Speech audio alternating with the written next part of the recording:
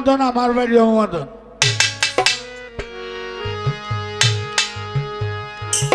আমার বাড়িও মদন, আপনার বাড়িও মদন। ইহরা টিয়াট পারে মদন পড়ছে তেলিগাতি মদন। হ্যাঁ, তেলিগাতি মদন আল্লাহ শুনাইলো।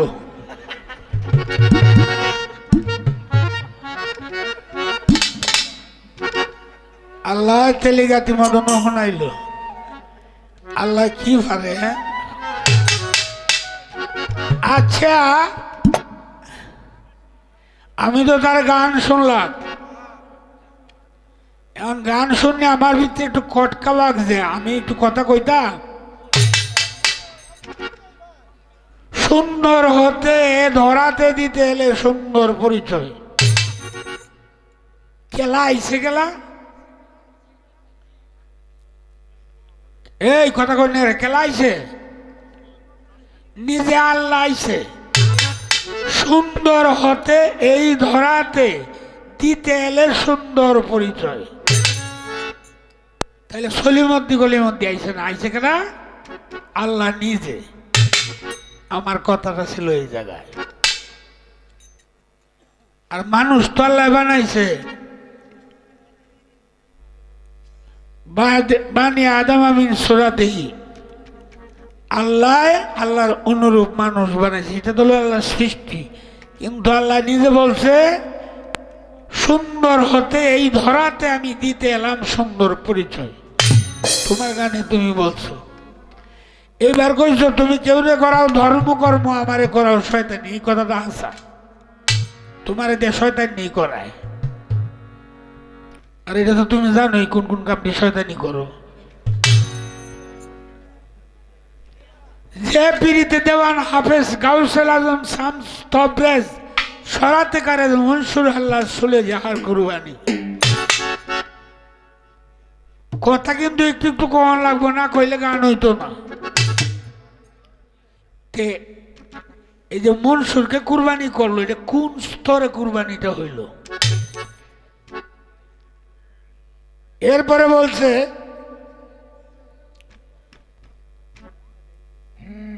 তোমার বেহেস্ত কানায় যাব না, আর ফুল সেরাত না হইব পার, চাই তোমার হুব্বে দিদার এসকে মৌলা দেওয়ানি। আরো শুনছি নেচে গাইব প্রেম তরঙ্গে যে জায়গায় পীর জিলানি। কোন স্তরে ছিলেন তখন জিলানি? কোন স্তরের কথা কইছে? এই ক্লাসটার নাম কি? গান যেহেতু গাইবা, গানের কথার মধ্যে তো একটু ধরনই লাগবে। আমার গানের মধ্যে ধরে দিল আত্মা। আমারা কইছে আমি দরিয়া দিয়ে হাইতাম আমার কোন জায়গাটা পুরুষ, নারী কোনটা? আচ্ছা ভাই সুবল, এই নারী আর পুরুষ কোন জায়গাটা, এটা কি দেওয়ানির জিনিস?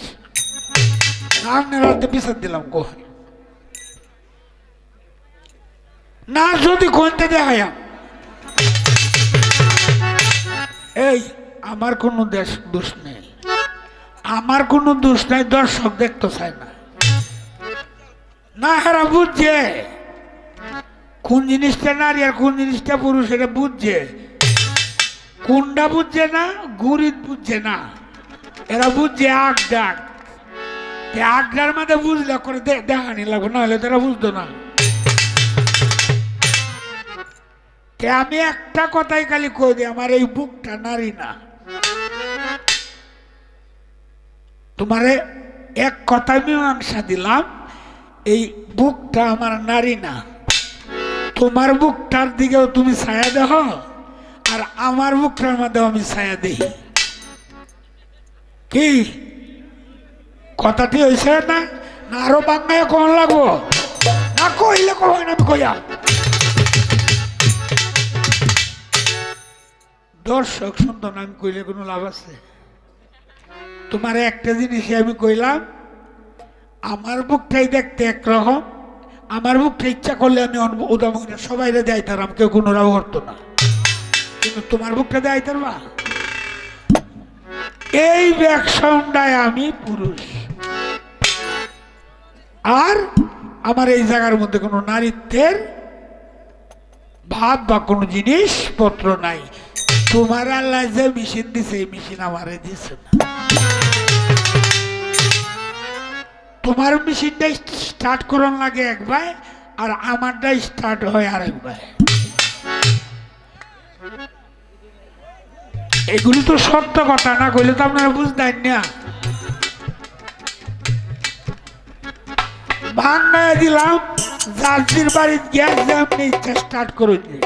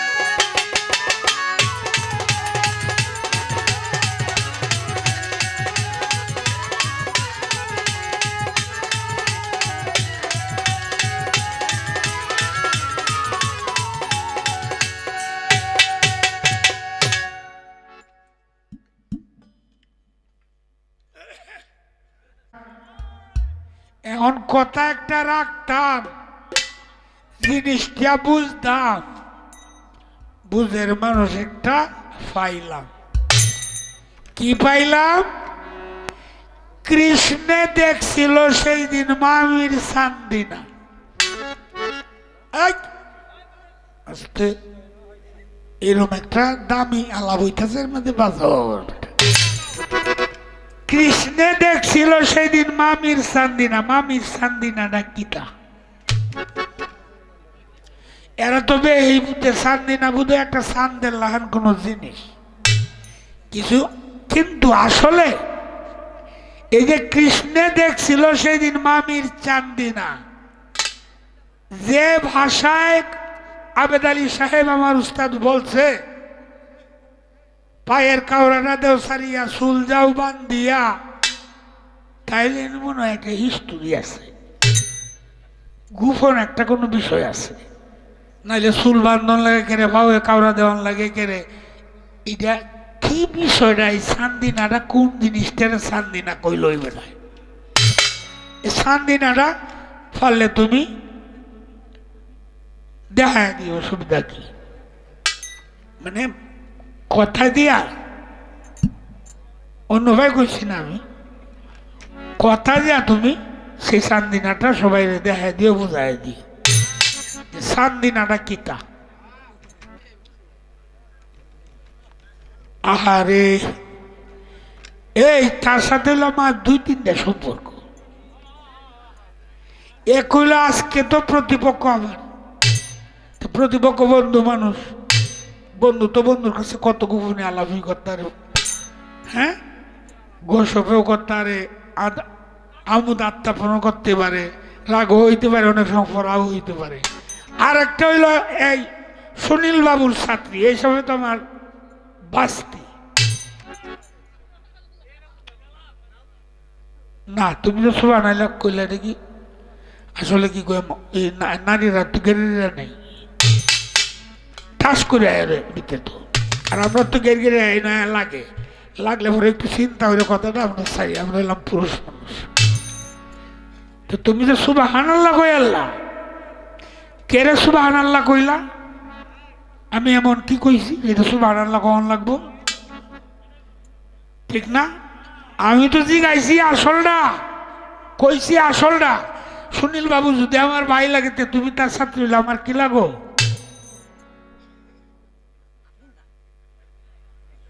এরপরে 1-2 বছর না 10 বছর খাইছে যদি বাবু কিনা না থাকে দেখুন ওকে আমার কোনো অসুবিধা নেই হাসান ফহির সাহেবের ভাই রয়েছে না 10 বছর আরো বেশি হবে হাসান ফহির হলো আমার বাবার আপন মামার তো ভাই এই সবে আমরা বাড়িতে এসে রয়েছে অনেকদিন খাইছে 10 বছর নিচে কইলাম তুমি জিগায় দিকে কয় বছর তো যাক কি আর কইতাম নিজের পূজা নিজের মাথাত করার তো কিছু নাই এক বেড়ায়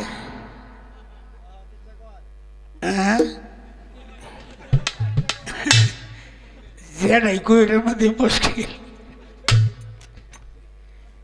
এই যে বড় লোকরা আছে না হাসি ফুর্তি করে না এরা দেখুন যে রুমাল ভয়ও থাকলে বেশি বেশি হাসি দেলায় জামাই মানুষ বেড়াইতে আইছে শালা সম্বন্ধীরা কি তা কইতাছে এইটা শুনিয়া অনেকে রুমাল মহদে আসতেছে আর একটা যে আলবাইতে গেছেন কাশু করিয়া সেইটাও বাড়িতেছে সেইটা দেখবে এই রুমাল মোহ আসতেছে হে আর কি তো করবো কাশুটা চাইলে এমনি কাশুটা দইয়া এবার টান মারিয়া হ্যাঁ মোহ দেখছে এটা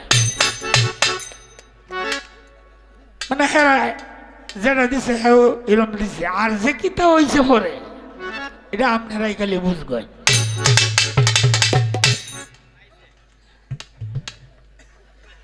আমিও এইবার রুমাল মোহ দেখছি আসবো এটা আমারটা আমি কইলাম গো দেখো কোনো ডাইনে হয়ে যায় না যে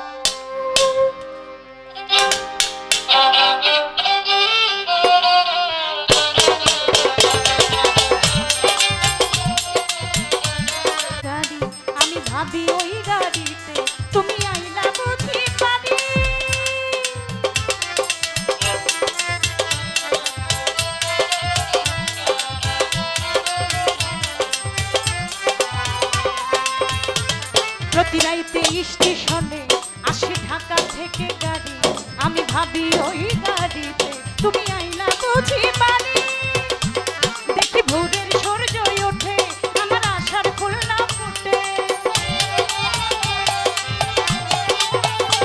দেখি ভোরের সূর্য ওঠে আমার আশার ফুল না ফুটে তুমি আইলা ঠিকই শুনে বাজে নায়ার দুনিয়াতে লিখেছে চিঠি লিখেছে ও আমার ভাঙা ভাঙা হাতে চিঠি লিখেছে ও আমার ভাঙা ভাঙা হাতে যেন শ্বাস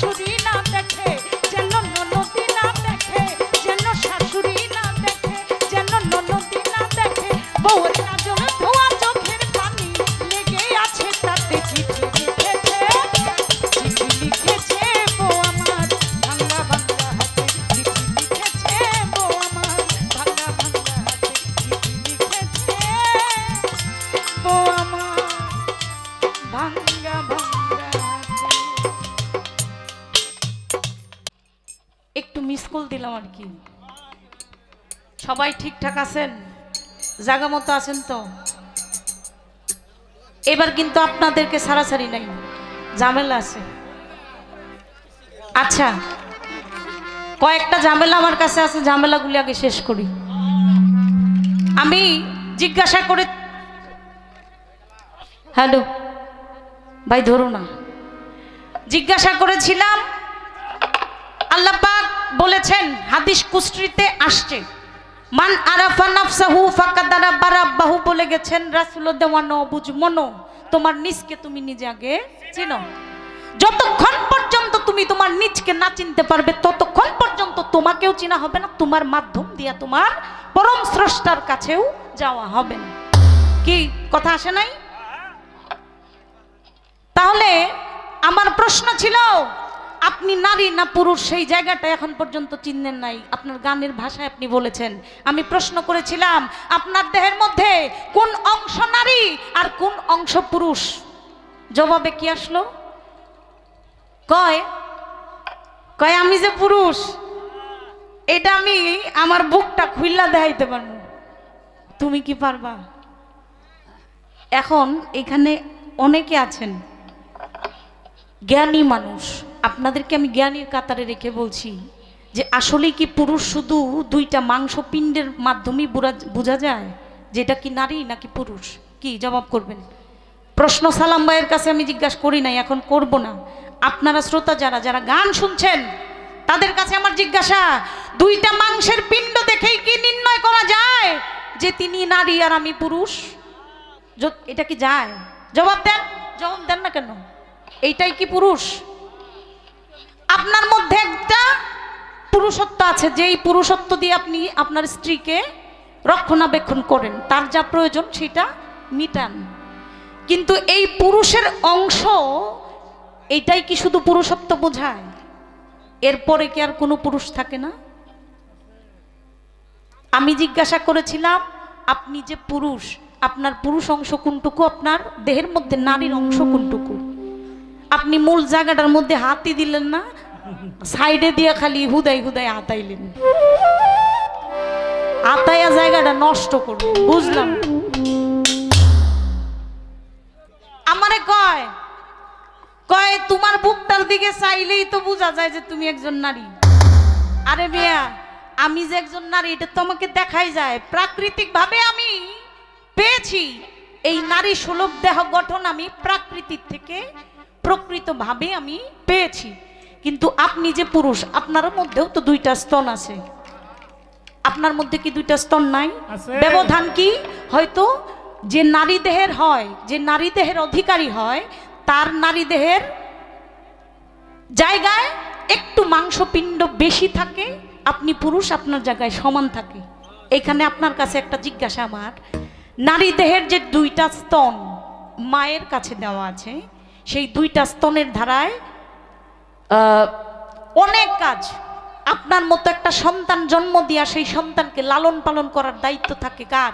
একজন নারীর বা একজন স্ত্রীর। এই দুইটা স্তনের মধ্যে 16-32টা নালা আছে।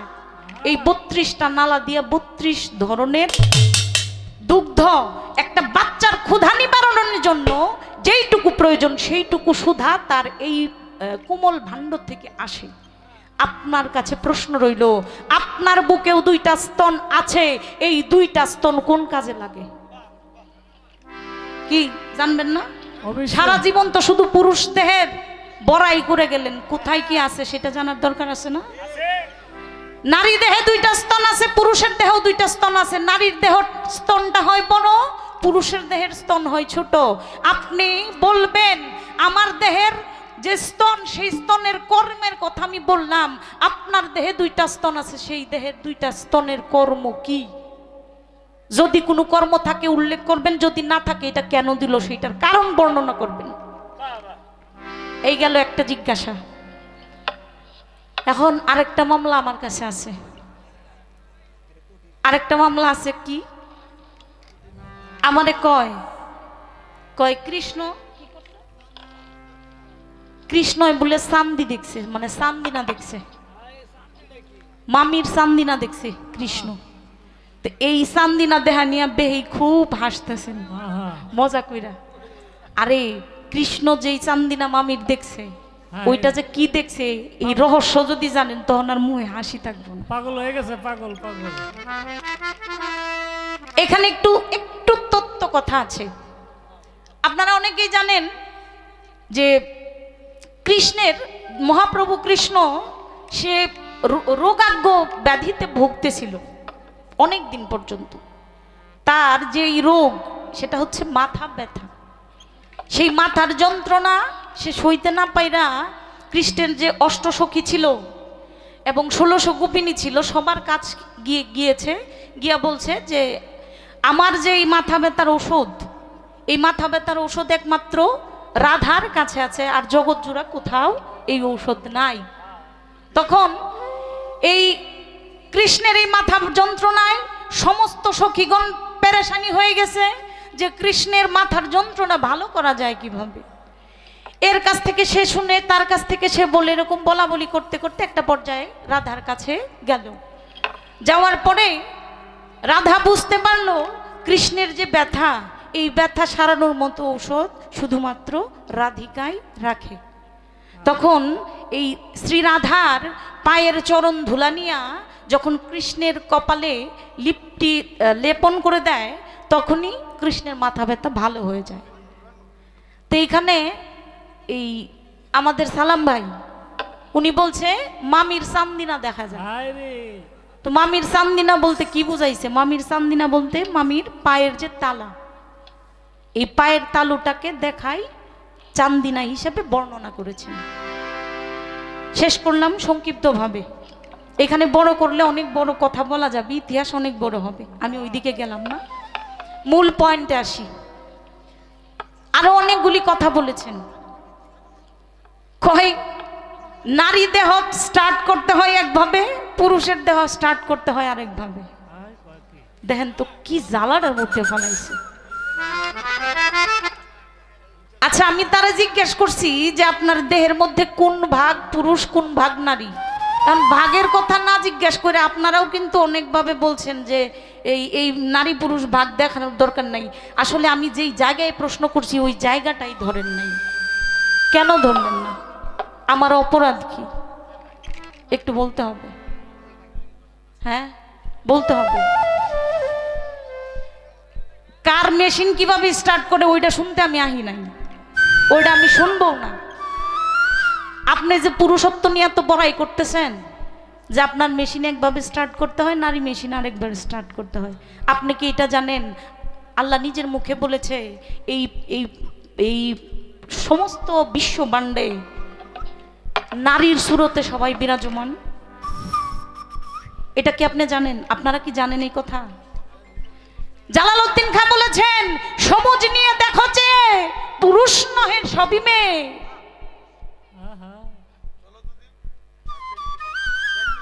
চলো যদি বেদ বিচারে যাবি অমরপুরে। তাইলে এখানে বোঝা গেল কি, এই পৃথিবীতে যত পুরুষ আমরা দেখি আসলে মূলত কেউই পুরুষ না, সবাই সমাজ নিয়ে দেখতে হবে নারীর রূপে। তাহলে আপনাকে আমি জিজ্ঞাসা করছি আপনার দেহের নারীর রূপটা কোথায়? আপনি এটা না বইলা আমারে যা ইচ্ছা তা বুঝাইতেছেন। কিরে ভাই, আমি কি পাগল বানার থেকে আইছি? হ্যাঁ, আপনি এটা জানেন যে একজন নারীর যোনি যেই আকৃতিতে হয় একটা পুরুষের যোনিও সেম আকৃতিতে হয়, কিন্তু প্রকার ভেদে নারীর যোনি যেইভাবে ধারণ করা আছে পুরুষেরটাও সেম এইভাবেই আছে। বিজ্ঞান যদি কেউ মানে, বিজ্ঞান যদি কেউ শোনে বা বিজ্ঞান যদি কেউ দেখে, তাহলে আপনারা দেখবেন তৃতীয় লিঙ্গের মানুষ হয়, হয় না? তাহলে তৃতীয় লিঙ্গের মানুষও কিন্তু পৃথিবীতে আছে, তাদেরও কিন্তু যোনিপথ আছে, প্রকারটা একটু ভিন্ন। আমি এই পর্যন্ত রাখলাম, এর সামনে গেলাম না। আমার জবাবটা কিন্তু আমি পাই নাই, দিতে হবে। এইবার কি আপনারা জবাবটা শুনবেন না শুনবেন না? কোনটা শোনার দরকার আছে না? আছে। আপনি কিন্তু বলবেন ওই যে আগের একটা আপনার দেহে পুরুষ কোন ভাগ আর নারী কোন ভাগ, এটা গেল। আচ্ছা, এটার দরকার নাই, নারী পুরুষ আমরা পাইলাম। এখন নতুন কইরা জিজ্ঞাসা রয়ে গেল, নারীর দুইটা স্তনের কর্ম আমি বলে গেছি, আপনি যে পুরুষ, আপনার পুরুষের যে দুইটা স্তন আছে, এই দুইটা স্তনের কর্ম কি? এই ছোট্ট করে একটি জিজ্ঞাসা রইল, বাকি কথা হবে। আগে একটি গান গাই, যেইখানে আপনি কথা রাখছেন আমি ওইখান থেকে একটি গান রাখবো। গানটি হচ্ছে কবি জালালউদ্দিন খান।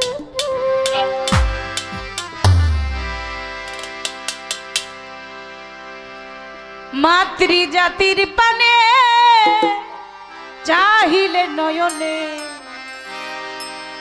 ভক্তি রেখো মনে যদি ভালোবাসা চাও,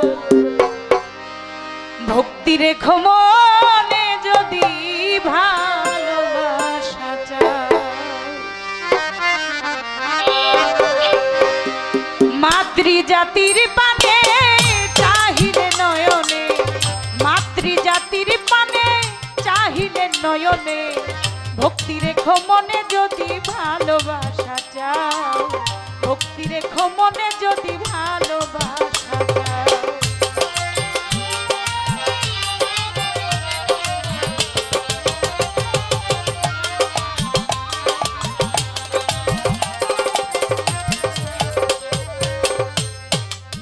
যার গর্ভে জন্ম নিলে বুক চুষিয়া খাইলে, এখন কেন পাগল ছেলে অন্য ভাবে চাও?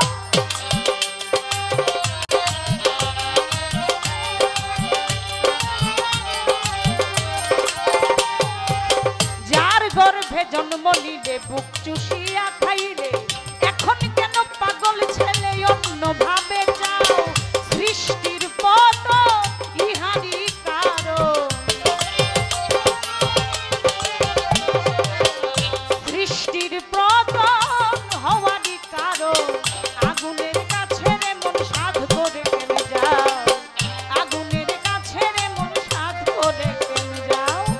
মাতৃজাতির পানে চাহিলে নয়নে, ভক্তি রেখো মনে যদি ভালোবাসা চাও গো, ভক্তি রেখো মনে যদি ভালোবাসা চাও।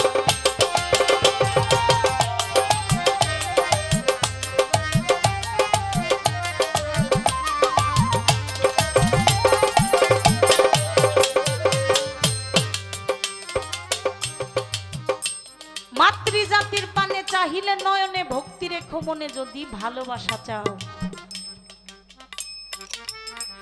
এখানে সাধক অনেক পর্যায়ের গান লিখে গেছে।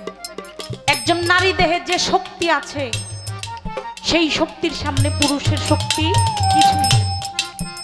তারপরেও একজন নারী পঞ্চরূপে নিজেকে এক এক ভাবে প্রকাশ করে। কার সামনে? যখন একজন স্বামীর সামনে যায় তখন তার স্ত্রীর রূপ ধারণ করে, যখন সন্তানের সামনে যায় তখন সেই নারী সন্তান স্বরূপ মায়ের ভাব নিয়ে সেই সন্তানের সম্মুখে যায়।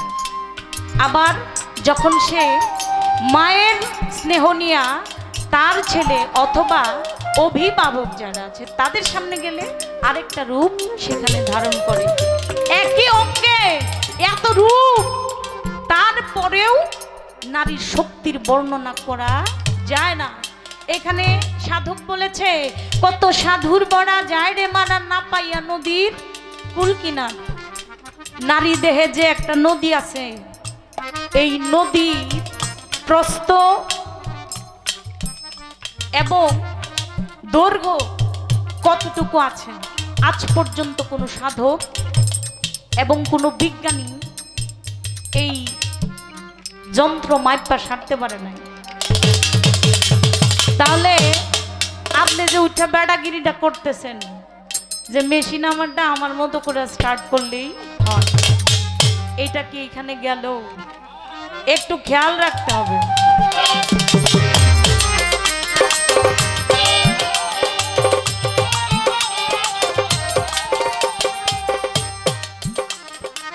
যার গর্ভে জন্ম নিলে বুক চুষিয়া খাইলে, এখন কেন পাগল ছেলে অন্য ভাবে চাও?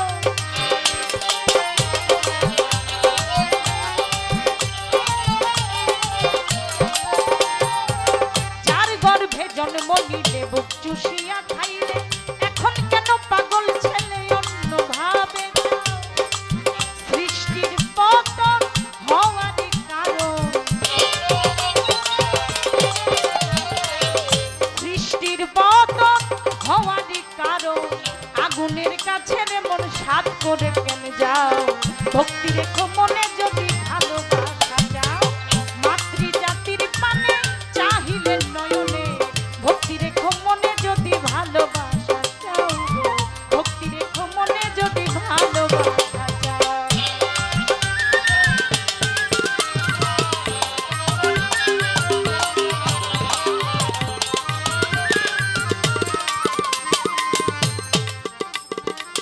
পরের নারী সুন্দরী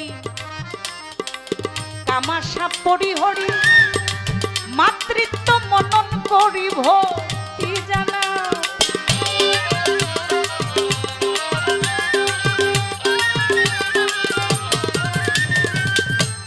কি কয় পরের নারী সুন্দরী তোমার কাম আশা পরিহরি মাতৃত্ব মনন করি ভক্তি জানাও মায়ের চরণ তলে কাশি প্রেমে ভালোবাসি পবিত্র প্রণয় হাসি প্রাণেতে ফোটাও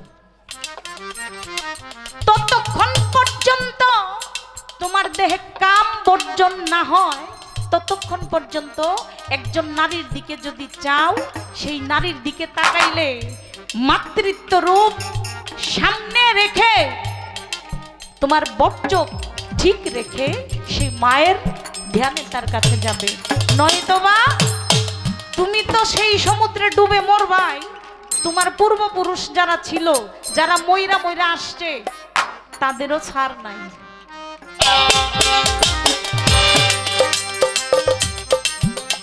ওরে পরের নারী সুন্দরী কামাশা পরিহরি মাতৃত্ব মনন করি ভক্তি জানাও মায়ের চরণ তলে কাশি প্রেমে ভালোবাসি চরণ তলে কাশি প্রেমে ভালোবাসি পবিত্র প্রণয় হাসি প্রাণেতে ফোটাও পবিত্র প্রণয় হাসি প্রাণেতে ফোটাও ভক্তি রেখো মনে যদি ভালোবাসা ভক্তি রেখো মনে যদি ভালোবাসা মাতৃজাতির পানে চাহিলে নয়নে মাতৃজাতির পানে চাহিলে নয়নে ভক্তি রেখো মনে যদি ভালোবাসা যাও গো ভক্তি রেখো মনে যদি ভালোবাসা যাও গো ভক্তি রেখো মনে যদি ভালোবাসা যাও সম্পর্ক কয় অনেকগুলা সম্পর্ক একটা হইলো বাস্তি আরেকটা হইলো বোন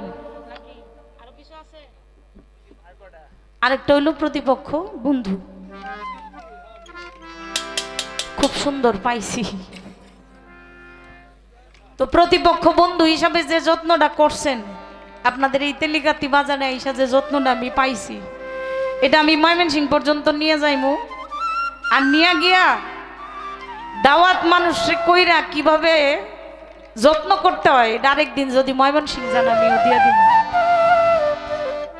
যত্ন শিখাই দিব ময়মনসিংহ গিয়া আরেকদিন যদি যান আমগো এলাকায় যাবেন না জানতো আমগো এদিকে কিন্তু অনেক গানে যায় তো যত্ন কিভাবে করতে হয় ওটা ওইদিকে গেলে পরে বুঝাবো না আজকে যত্নটা উড়ায় রাখলাম এটা কিন্তু মনে থাকবো আমাদের এদিকে যখন যাবেন এই যত্ন এটার সাথে সুদ আর আসল দুইটা একসাথে মিলাই দিব অপেক্ষায় রইলাম অনেক সুন্দর একটি গান শুনলাম কি গান একটা মন কয়জনকে দেওয়া যায় এটা প্রশ্ন কই একটা মন কয়জনকে দেওয়া যায় হ্যাঁ মন একটা কিন্তু দেওন যা কয়জন রে আচ্ছা এখন বর্তমান জামানার যে মন এই এক মন দিয়া তো 10-15টা সামলানো কোনো বিষয় না কি সত্য কথা বর্তমান যুগানের এটা কথা শুনে দিল না গান শুনে দিল আমি জানি না। আমাদের কমিটির ফুলমিয়া ভাই 500 টাকা দিয়ে পুরস্কৃত করলেন, ধন্যবাদ জানাই আমার তরফ থেকে এবং আপনারা শ্রোতা যারা সবার তরফ থেকে ধন্যবাদ জানাই। আজকের গান কমিটি যারা আছে, একটা মন কয়জন রে দেওয়া যায় বন্ধু জিগাই রে তোমায়, একটা মন কয়জন রে দেওয়া যায়? এক মন একজনকেই দেওয়া যায় যদি সেই মনের পরিপূর্ণ যত্নকারী হয়। আর যদি মনের মধ্যে আবর্জনা থাকে সেই মন দিয়ে অনেক কিছুই করা যায়। ঘরে একজন বাহিরে আরেকজন, এখানে মনের মিলনটা থাকে না, আর বাকি যা নোংরামি থাকার প্রয়োজন সব কিছুই থাকে। এখন বাকিটা আপনি বুঝে নিবেন আর প্রশ্নটা নিজেরে করেন, নিজের কাছেই জবাব থাকবে। তো এই মনের জায়গায় একটা গান আমি শোনাই, আশা করি ভাল লাগবে আপনাদের।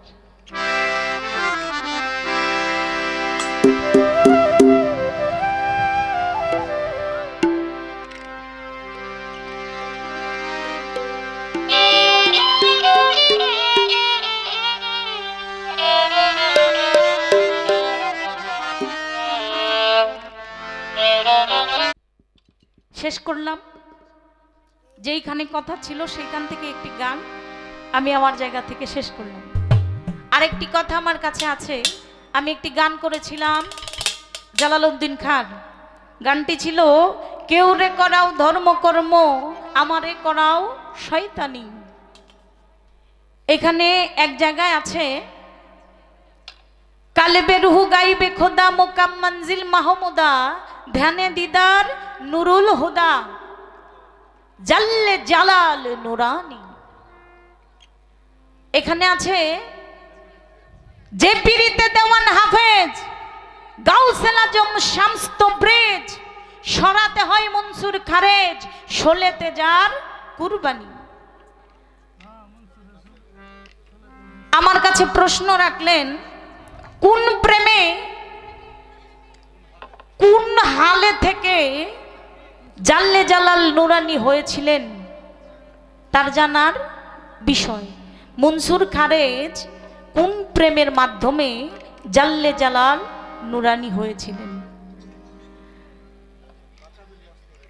এইটাকে বলা হয় একটা মানুষ যখন সাধন ভজন করে, সাধনার কিন্তু 4টা স্তর আছে, আপনারা জানেন না? কি স্তর? স্থল প্রবর্তক সাধক এবং সিদ্ধি। স্থল প্রবর্তক সাধক এবং সিদ্ধি। স্থলের দেশের থেকে যখন পরিবর্তনের দিকে যায়, পরিবর্তন থেকে সাধক হওয়া যায়, সাধকের থেকে সাধনা করে। এখানে কবি জালালউদ্দিন খান আবার বলেছেন রে চোখ পুরো কুম্ভকেতে লুপ্ত করো কাম্বিকার প্রাণায়াম অভ্যাস করো সাধন পথে মন আমার। তুমি প্রাণায়াম যতক্ষণ পর্যন্ত অভ্যাস না করতে পারবে রে চোখ পুরো কুম্ভক কখনোই তোমার বাধ্যে আসবে না। এখন এই সাধনার স্তরে গিয়া যখন একজন মানুষ ফানা ফিল্লার থেকে বাঁকা বিল্লার দেশে পৌঁছে যায়, তখন তার মধ্যে আর নিজের কোনো অস্তিত্ব থাকে না, বাঁকা বিল্লার সাথে ফানা ফিল্লা হয়ে দুয়ে একাকার হয়ে বিরাজমান থাকে। সেই হালকেই বলা হয়েছে বাঁকা বিল্লার দেশ। শেষ করলাম, আমার কাছে যে কয়েকটা কথা ছিল জবাব শেষ করলাম আমি গানে এবং গানের মধ্য দিয়ে। এইবার